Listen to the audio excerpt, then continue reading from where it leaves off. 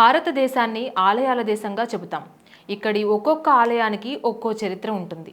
ఒక్కో మార్మికమైన రహస్యం కూడా ఉంటుంది.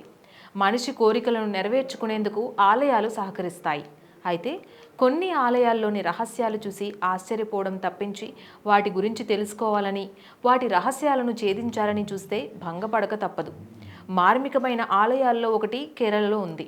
కేరళ వెళ్ళిన ప్రతి ఒక్కరూ తప్పకుండా మలప్పురం జిల్లాలోని పుత్తూరు గ్రామాన్ని సందర్శిస్తూ ఉంటారు. ఇక్కడి శివాలయంలోని రహస్యాలను తెలుసుకొని పరమానందం పొందుతూ ఉంటారు. శివాభిషేకం చేసి నీటిని స్వీకరించి పునీతులవుతుంటారు. దీర్ఘకాలిక రోగాలను తగ్గించుకొని సంతోషంగా తిరిగి వెళ్తుంటారు.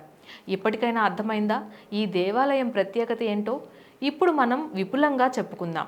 వీడియోలోకి వెళ్లే ముందు మా పొలిటికోస్ డివైన్ పాత్ ఛానల్ని తప్పకుండా సబ్స్క్రైబ్ చేసుకోండి. సుమారు 3000 సంవత్సరాల చరిత్ర కలిగిన నిర్పూతూర్ ఆలయంలోని శివలింగం మానవ ప్రయత్నం ద్వారా సృష్టించబడలేదని అంటారు. ఈ శివలింగం దానంతట అదే స్వయంభువుగా నీటి మధ్యలో ఏర్పడింది. నీటిలో ఏర్పాటైన ఈ శివలింగం మూలాన్ని ఇప్పటి వరకు ఎవరూ గుర్తించలేకపోయారు. స్థానిక ప్రజల నమ్మకాల ప్రకారం ఈ శివలింగానికి స్పష్టమైన నిర్మాణం లేదని, ఎలాంటి నిర్మాణ ప్రక్రియ కూడా లేదని అంటారు.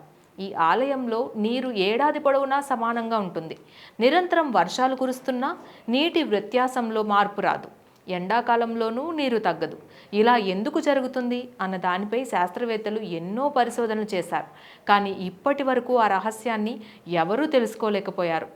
దైవత్వానికి సంబంధించిన రహస్యాలు రహస్యంగానే ఉంటాయని, వాటిని బహిర్గతం చేయాలి అని అనుకోవడం మూర్ఖత్వమే అవుతుందని పండితులు చెబుతున్నారు.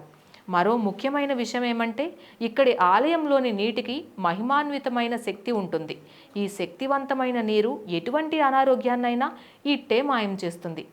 ఎన్నో ఖనిజ లవణాలను తనలో నిక్షిప్తం చేసుకున్న ఈ నీటిని ఔషధ నీరుగా స్థానికులు చెబుతారు. ఇక ఆలయంలోని శిల్పకళ కూడా అద్భుతమే. ఆలయంలోని గర్భగుడిలో నీరు నిరంతరం ఊరుతూనే ఉంటుంది. కానీ మట్టం ఎప్పటికీ ఒకేలా ఉండడమే విశేషం. అంతేకాదు, నీటి ఉష్ణోగ్రతలోనూ ఎలాంటి మార్పులు ఉండవు. చలికాలంలోనూ ఎండాకాలంలోనూ ఒకే రకమైన ఉష్ణోగ్రతను కలిగి ఉంటుంది. ఇన్ని రహస్యాలు ఈ ఆలయంలో ఉండడం వల్లనే ఈ ఆలయాన్ని మార్మిక ఆలయంగా భక్తులు పిలుస్తారు. ఈ ఆలయాన్ని సందర్శించాలనుకునేవారు కాలికట్ అంతర్జాతీయ విమానాశ్రయం నుంచి లేదా తిరూర్ రైల్వే స్టేషన్ నుంచి ప్రయాణించవచ్చు. ఒకవేళ రోడ్డు మార్గంలో వెళ్ళాలి అనుకుంటే పెరింతల్మన్నా డిపో నుంచి పుత్తూరు వెళ్లేందుకు బస్సు సౌకర్యం కలదు. Please subscribe to the channel and download the Politicos app from the links in the description.